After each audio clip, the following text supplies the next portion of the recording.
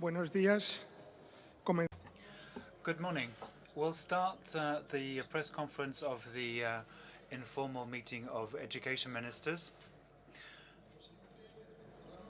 I'd like to remind you that your questions should stick to the debates and the content of this informal meeting. And please give us your name and the media you work for. We have the Vice President of the European Commission, Margaritis Schinas, Pilar Alegría, and Joan Subirats. I'll give the floor to Minister Subirats first. Well, thank you very much. Thank you for taking part in this press conference. We've just closed the session that we had on the subject of the processes of fighting exclusion and facilitating access to higher education. And that is why we had this informal meeting indeed in Zaragoza. The debate focused mainly on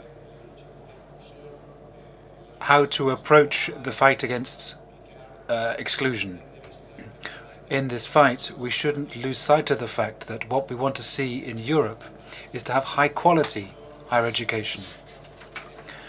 And what we would like to achieve is to ensure that a maximum number of people can have access to high-quality higher education in Europe.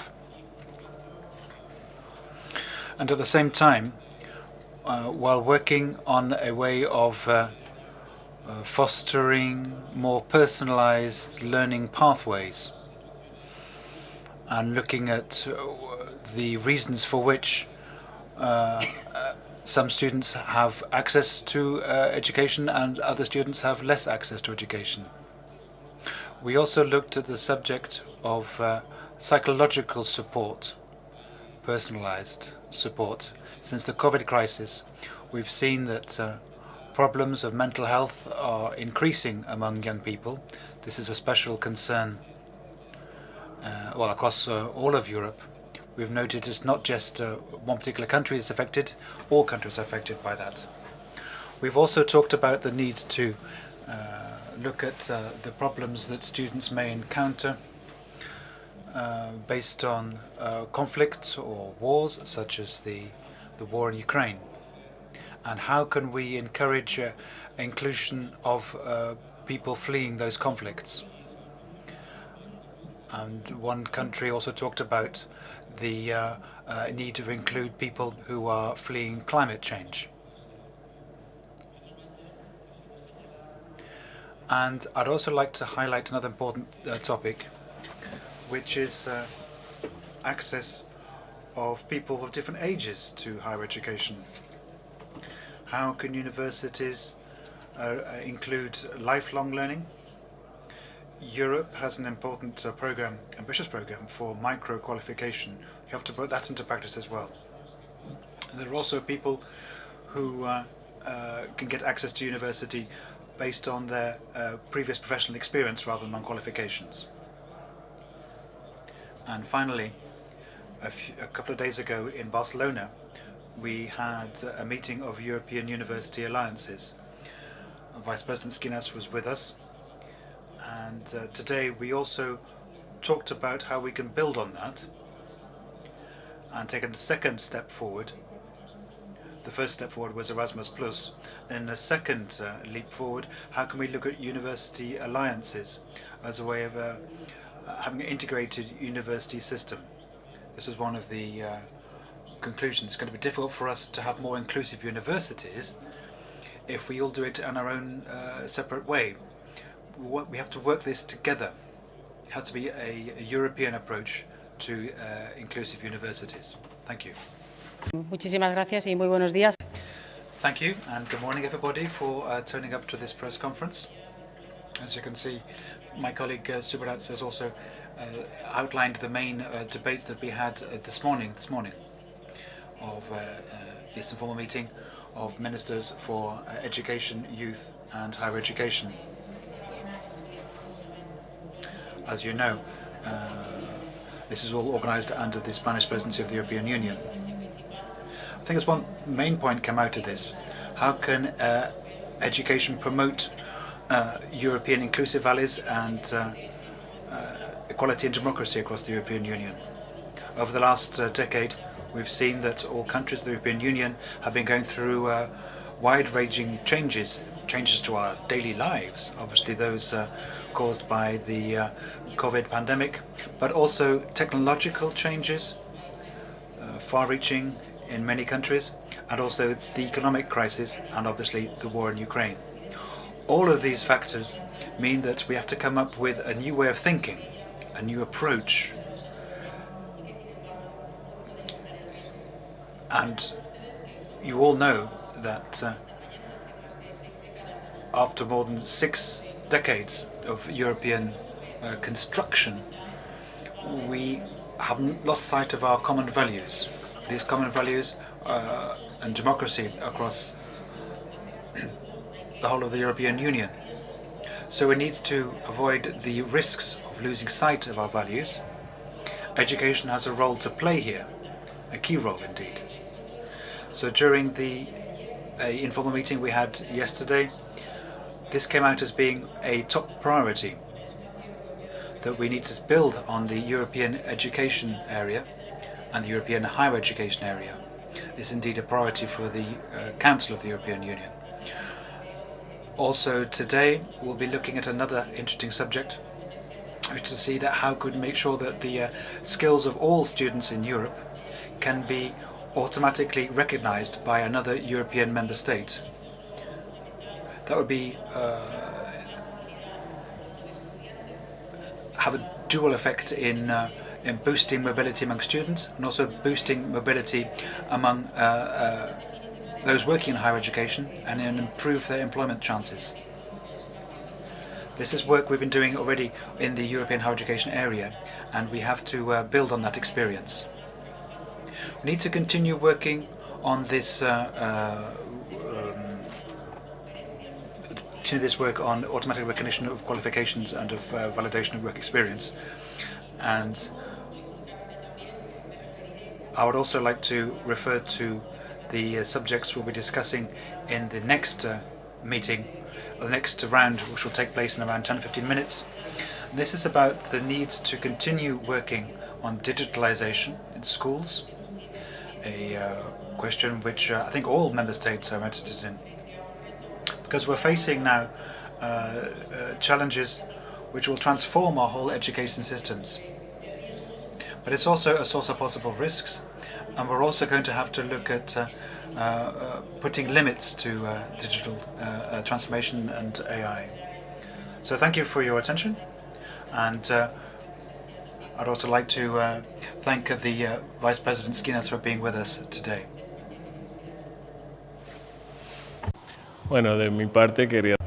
Well, as far as I'm concerned, I would like to thank the Spanish presidency for the great job they've done on all of these topics that we're discussing today and yesterday in Zaragoza. Yesterday we looked at youth issues, and this morning we looked at higher education, and shortly we'll be turning our attention to education. Now, since antiquity, through the Renaissance, education in Europe has always been a pillar of our European way of life, a pillar of the values that we represent and the type of society, open and democratic society, that we want to be, and for which we are recognized and respected across the world. This tradition of the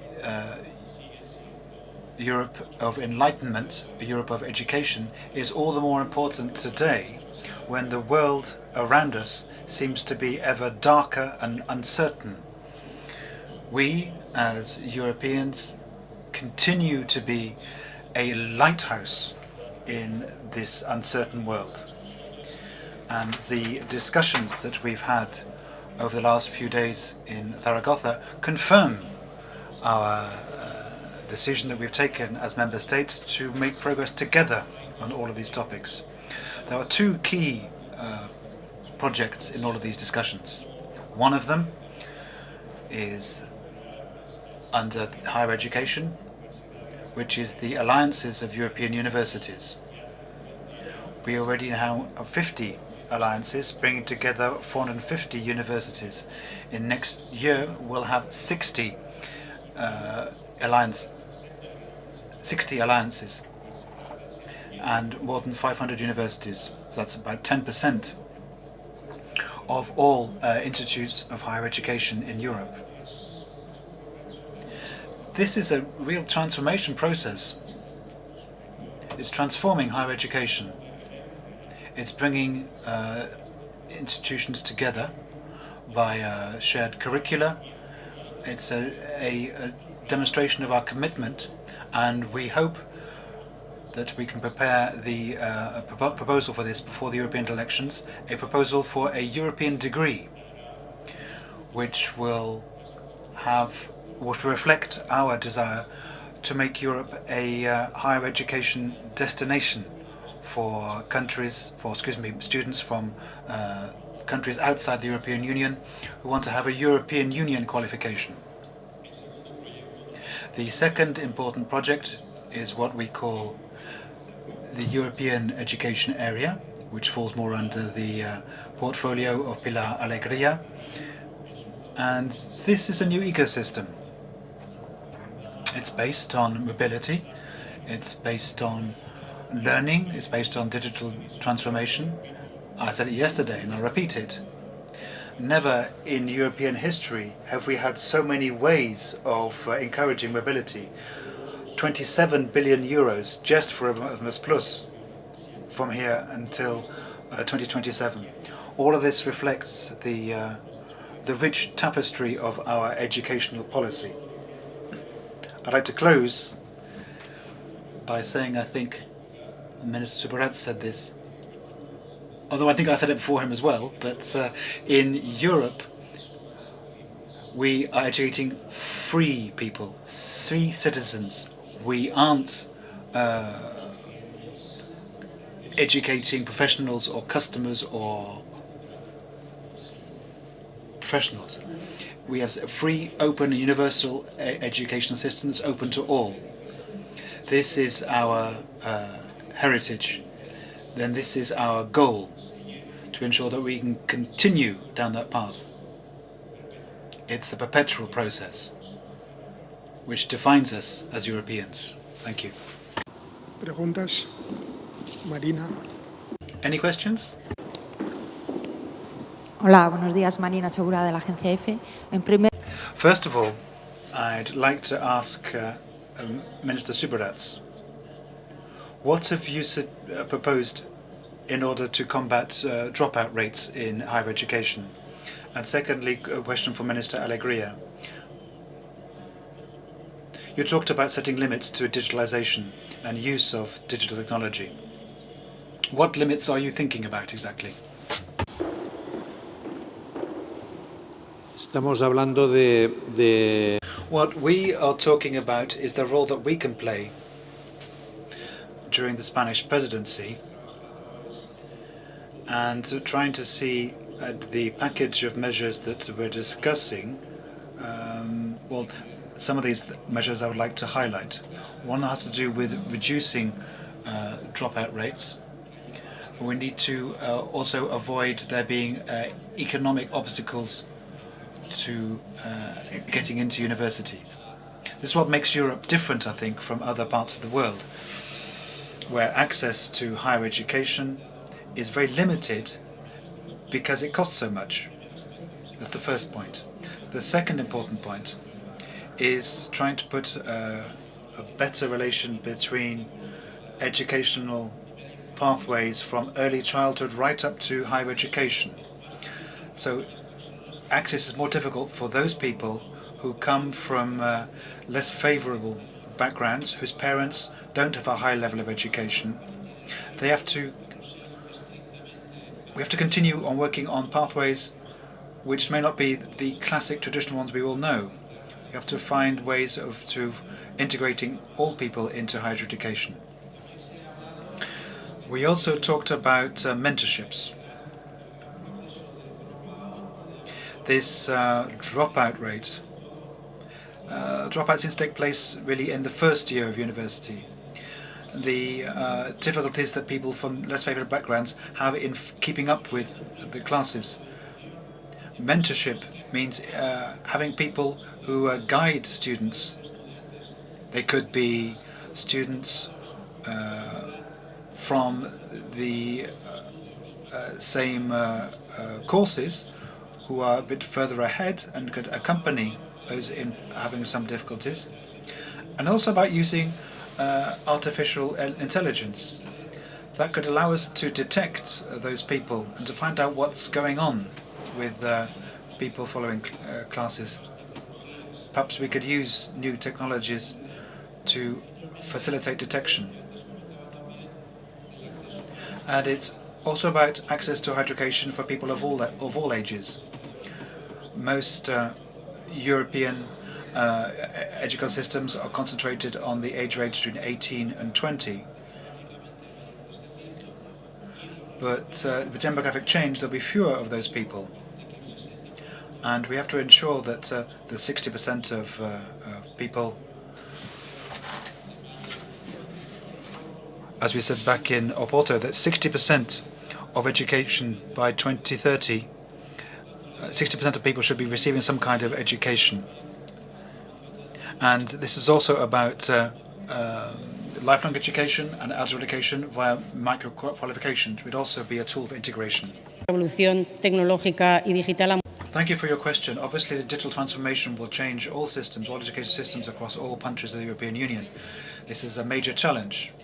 It's improving our education systems in some ways. And there are also ways of harnessing all of the benefits of digital transformation. But the digital transformation shouldn't bring more problems with it. We have to avoid the risks involved in this. What we're doing at the moment in our conversations with member states and those with the Commission itself is to draw up some recommendations which could talk about how digitalization can be made to work for education. And I think we can see this across all member states. Digital skills are growing both among students and teachers. We have to find one goal. The use of these technologies has to be responsible, has to be sustainable, has to be safe, has to be healthy to ensure the mental health of all students. We have to keep a close eye on this in all of our government departments. Oui. Jorge. Buenos días. Jorge Alonso de Heraldo de Aragón. A question for Minister Alegría. When is the European education area going to be rolled out across the whole of the European Union? Well, in this informal meeting of ministers and in the formal meeting in November, we are talking about recognizing students' skills and on the baccalaureate level. And what we're doing since 2017 is facing a revolution we've never seen before in the world. So it's not going to be easy. We're talking about vocational education, but our challenge is to ensure qualifications, recognition of qualifications by 2025 and 2030. That's what all our countries agree on as an objective. Muchas gracias. Well, thank you very much. That's the end of the press conference.